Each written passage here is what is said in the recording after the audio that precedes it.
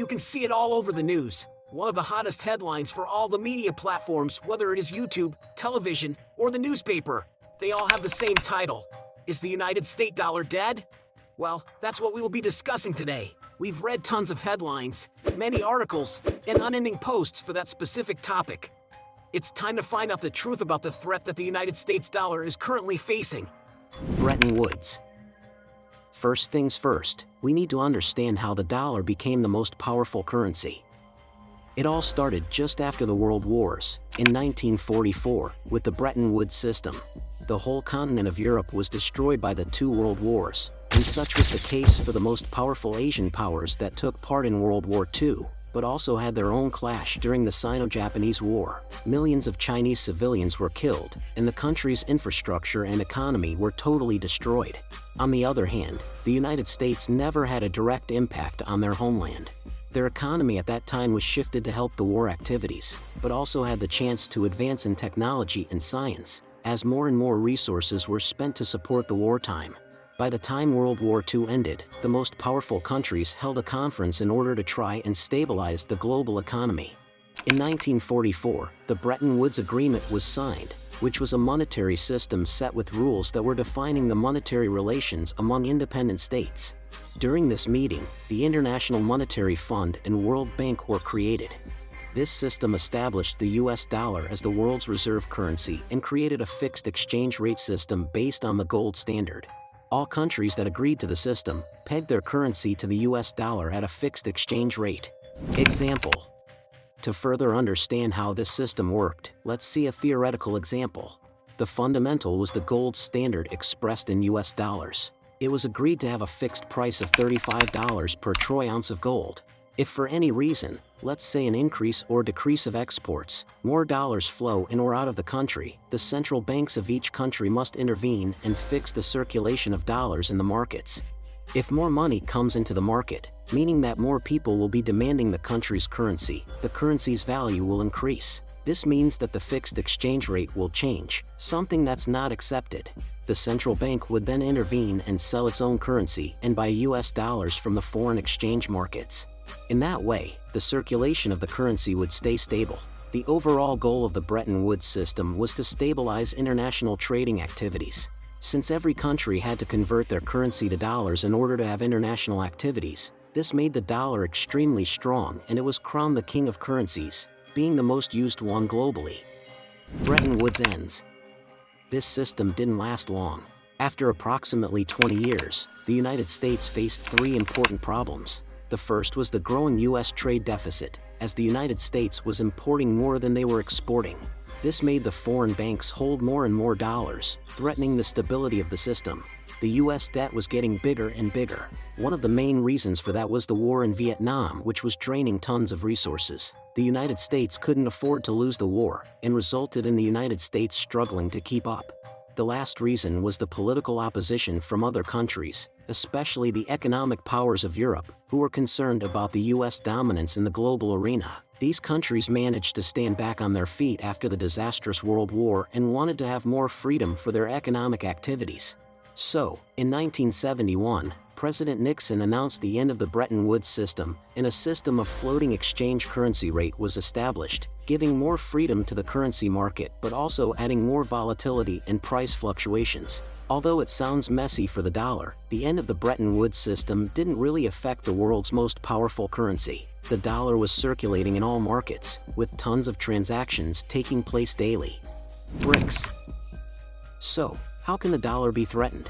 In the past couple of years, there have been some economic events that actually tend to de-dollarize the international markets. There are some major events and some minor ones. Let's jump straight into them. The number one enemy of the dollar is a new alliance named BRICS, which was founded by Brazil, Russia, India, China, and South Africa. Let's have a look at the advantages of this new alliance. First of all, these economies account for approximately 42% of the world's population. All of them are fast-growing economies, especially India, and the combined GDP is about $16 trillion. Just for reference, the GDP of the United States in 2022 was $25.4 trillion, so there is still a huge gap to fill, but you can't ignore the BRICS total GDP. Secondly, this new alliance aims to create a new trade system, as these 5 countries aim to boost their economic growth through trading activities among them. One of the most promising investments is the BRICS New Development Bank, which comes to replace the International Monetary Fund.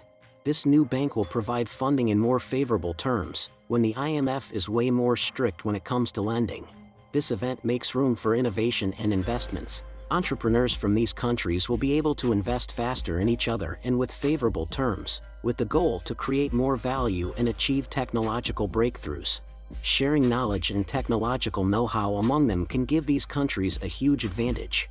Moving on, the new alliance has a global political influence. It is of great importance that the BRICS alliance was getting stronger and stronger during the war between Russia and Ukraine.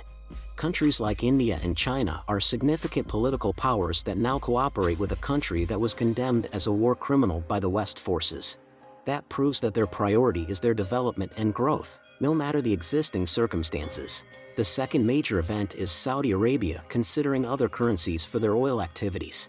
Saudi Arabia has been a key partner to the United States since 1970, when the Arabic country was using the US dollar for its oil exports, making the dollar the only currency that is used for all the global oil transactions.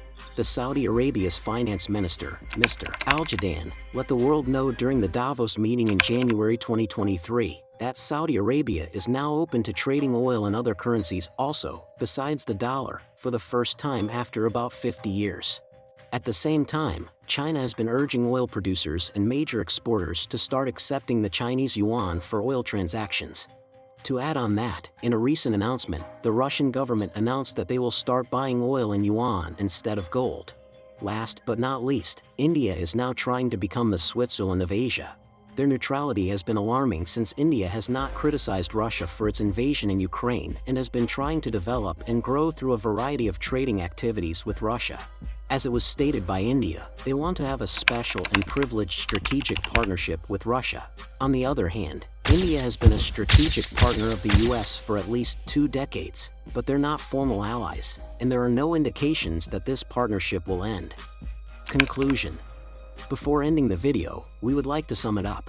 Yes, the BRICS alliance can oppose a potential threat to the dollar, but numbers aren't favorable for that event, at least for now. The end of 2022 found the US dollar accounting for approximately 60% of the total foreign reserves. Next is the euro with approximately 20%, and the Chinese yuan is about 2%. India is indeed growing rapidly, but it would need to grow more than 600% to match the GDP of the US today. That could take more or less 25 years. Russia was the 11th largest economy before it invaded Ukraine.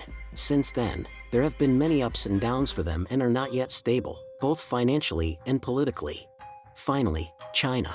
Even if China could grow 10 times in just a day, it would be at the same levels with the euro and far away from the dollar. China's growth has been slowed down, especially during the pandemic years and the zero-COVID policy. Analysts believe that it can overtake the US in the following years, but that's just a speculation. Simply put, replacing the US dollar in foreign reserves is easier said than done. That was all for today, guys. All your questions are welcomed in the comments section of this video. Thanks for watching.